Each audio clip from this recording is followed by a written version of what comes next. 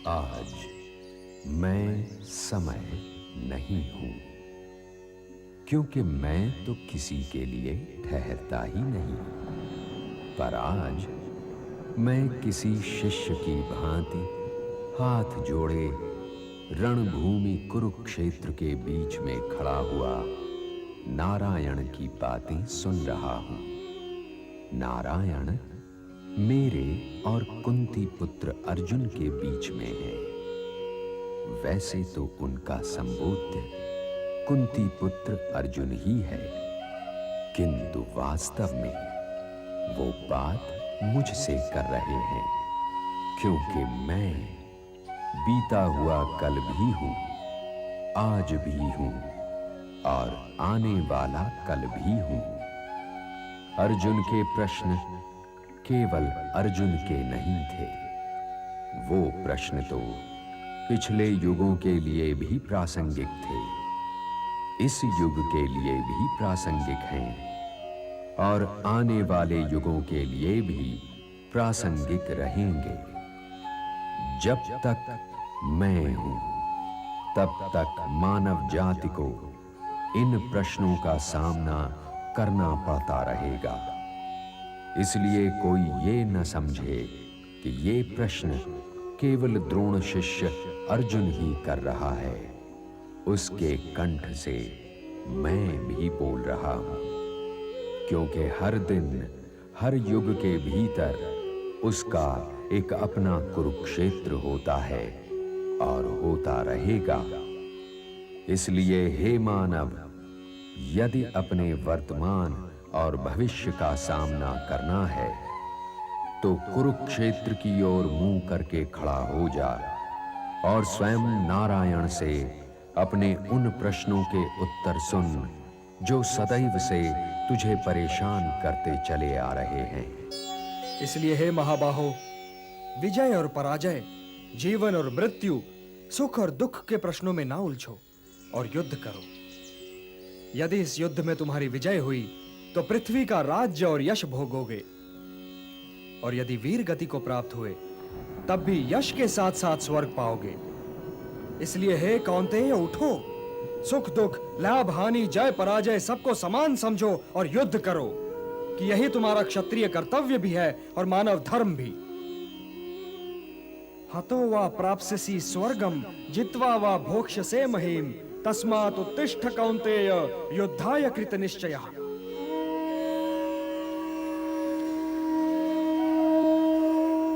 मेरा हाथ तो अब भी गांडी की ओर नहीं बढ़ रहा है केशव। मेरी समझ में तो अब भी ये नहीं आ रहा है कि इस युद्ध से लाभ क्या होगा। लाभ, हानि ये दोनों ही सापेक्ष शब्द हैं धनंजय। मैं जानता हूं कि तुम्हें पृथ्वी के भोग या स्वर्ग के सुख की कामना नहीं है। इसलिए हे कौन्तेय, सुख दुखे समे कृत्वा लाभा लाभौ जया जयौ ततो युद्धाय युज्यस्व नैवं पापम अवाप्स्यसि। सुख दुख, लाभ हानि, जय पराजय से ऊपर उठो पार्थ। मुझसे तो अब भी नहीं उठा जा रहा है केशव।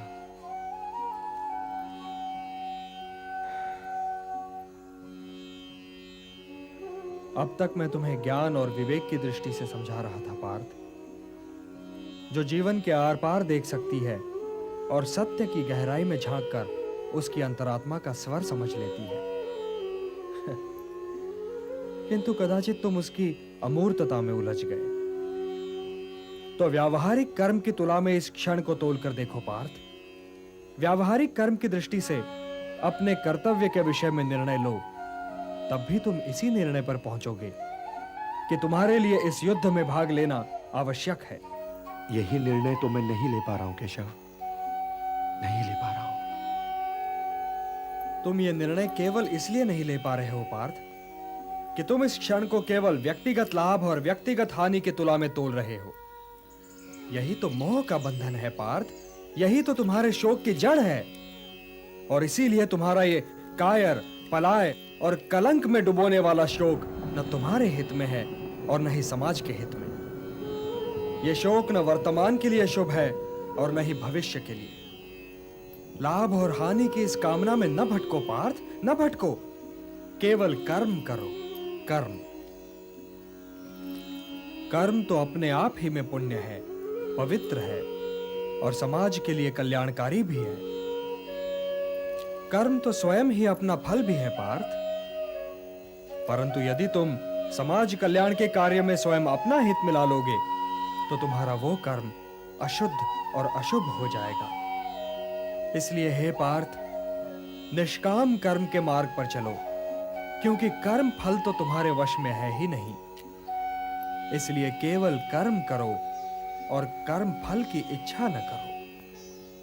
कर्मण्येवाधिकारस्ते मा फलेषु कदाचन मा कर्म फल हेतुर्भूः मा ते संगोस्त्वा कर्मणि। किंतु निष्काम कर्म कैसे संभव है वासुदेव?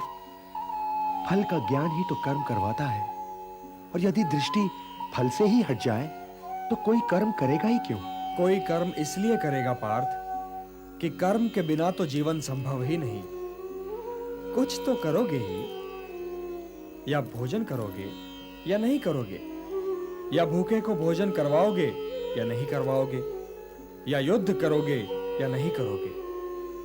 तुम्हारे पास तो केवल यही विकल्प है कि तुम क्या करो या क्या न करो। परंतु परिणाम तुम्हारे वश में नहीं है पार्थ। कर्म फल तुम्हारे वश में नहीं है। तुम्हारे अधिकार की सीमा इस विकल्प पर समाप्त हो जाती है कि तुम युद्ध करोगे या नहीं करोगे। किंतु युद्ध का परिणाम तुम्हारे हाथ में नहीं है। यदि तुम विजय चाहो भी तो यह आवश्यक नहीं कि विजय तुम्हारी ही हो जाए, तुम्हारी पराजय भी हो सकती है। किंतु यदि तुम विजय से मोहित नहीं होगे तो पराजय से भी नहीं घबराओगे। यदि तुम ये सोचो पार्थ कि चाहे विजय हो चाहे पराजय, किंतु तुम तो केवल इसलिए युद्ध कर रहे हो कि युद्ध करना तुम्हारा कर्तव्य है, तो विजय के सुख या पराजय के दुख का प्रश्न ही नहीं उठता। और जो न विजय से सुखी हो और न पराजय से दुखी, वही स्थित प्रज्ञ है। इसलिए हे पार्थ, कर्म के प्रतिफल की चेष्टा न करो। तुम तो केवल वही करो जो तुम्हारे वश में है, अर्थात अपने धर्म का पालन करो। यही कर्मयोग है पार्थ, यही कर्मयोग है। इस रहस्य को समझो पार्थ कि तुम्हारे पास तो केवल करने या ना करने का विकल्प है, किंतु कर्म के अंत पर मनुष्य के अधिकारों की सीमा समाप्त हो जाती है। कर्म का परिणाम मनुष्य के वश में नहीं है। तुम सर्वश्रेष्ठ धनुर्धर हो, परंतु यदि तुम्हारा आखेट तनिक भी इधर से उधर हो जाए तो तुम चूक जाओगे। तुम्हारा अधिकार तुम्हारे वाण संधान पर है, तुम्हारा अधिकार तुम्हारी दृष्टि पर है, परंतु उस मृग पर तुम्हारा कोई अधिकार नहीं जिसकी ओर तुम वाण चला रहे हो। हे धनंजय, सत्पुरुष कभी अपने अधिकारों की सीमा का उल्लंघन नहीं करते। अर्थात अपने कर्म में स्थिर रहो पार्थ, स्थिर रहो, क्योंकि कर्म की कुशलता का ही नाम योग है। और योग क्या है केशव? योग क्या है? वही तो बता रहा था पार्थ।